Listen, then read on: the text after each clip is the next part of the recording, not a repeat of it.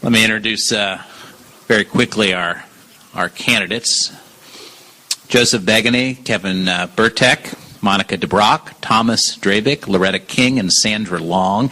6 candidates for the Board of Education. We will do the same thing and start off with 2-minute opening statements.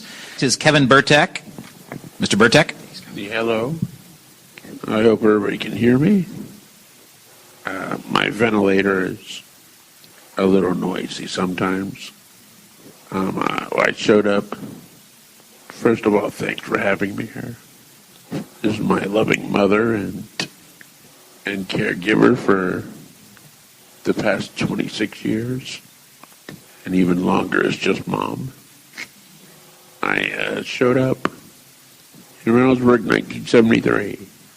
My gunnery sergeant father brought us to East Green when it was a really nice neighborhood.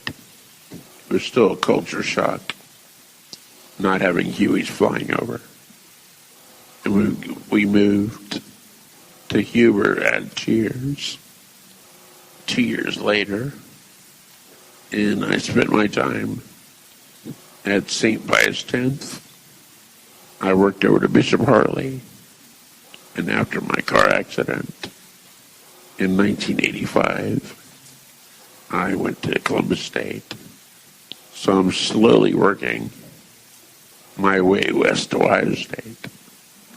We'll see if that happens.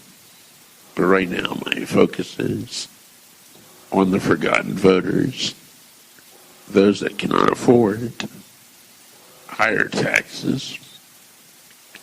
My previous public experiences running the anti-tax levy campaigns, you may have seen my design, the little purple and yellow signs. It said no to new taxes. Well, I want to keep representing the disabled, the senior citizens, and others facing foreclosure at the school board. Mr. Burtek, thank you very much, sir. Start with the first question. We're going to start with Mr. Burtek. First question, what steps will you take to make sure you have a solid and in-depth understanding of teaching and the learning going on at our school building and get to know the students in a meaningful way? What steps will you take to have a solid and in-depth understanding? Well, the first and obvious way is to actually go to the schools and listen to the teachers and especially the students. Other than that,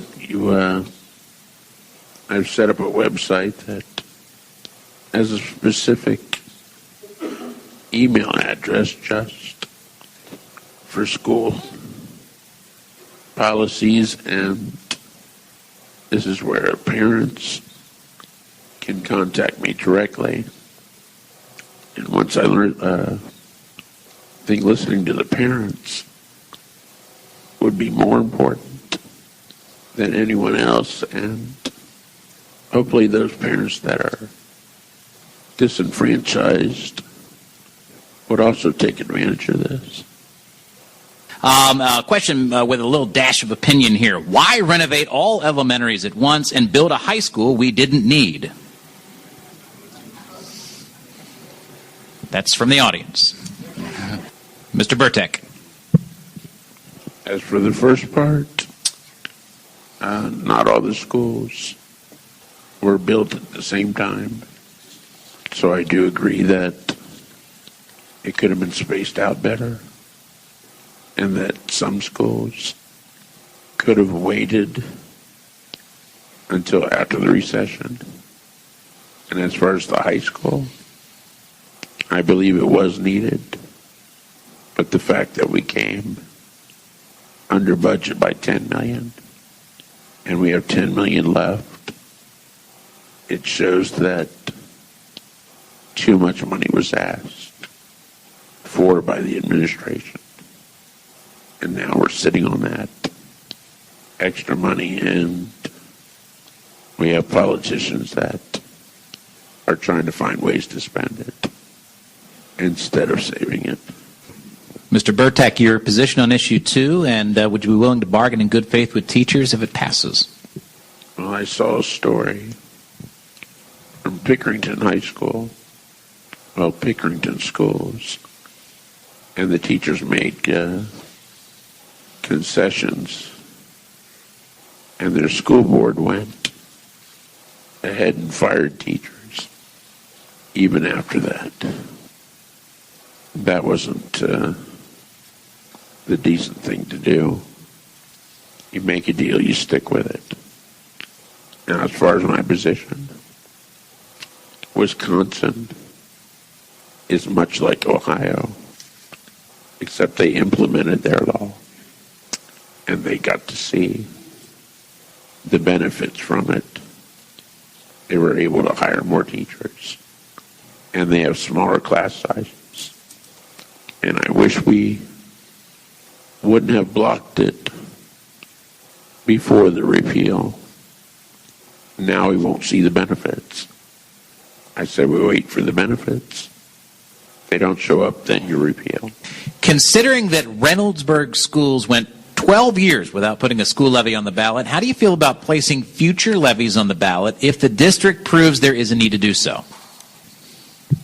As I mentioned before, I ran the anti-tax levy campaigns between 2008 and 2010. The school board forced voters back to the polling booths 4 times in 2 years.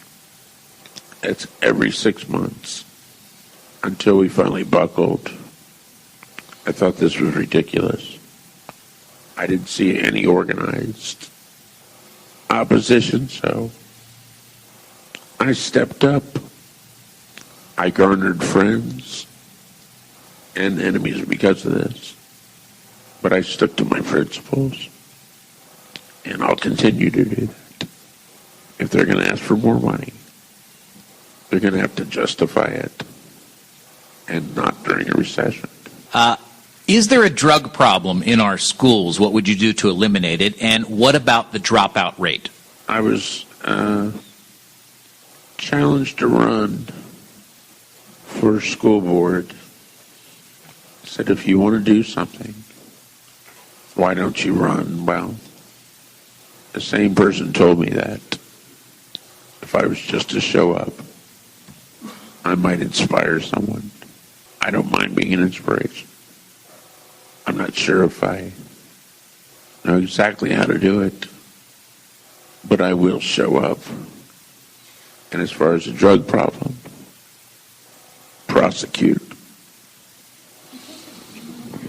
1 minute or less, your closing thoughts.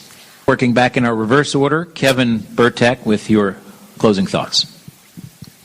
Well, we're down to one school board member that is pro-taxpayer.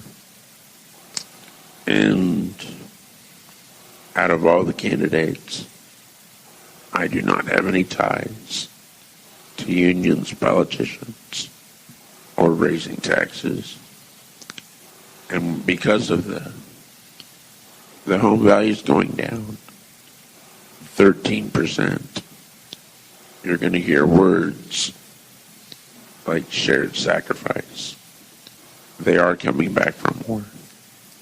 The 5-year forecast was using static numbers, and they're getting worse.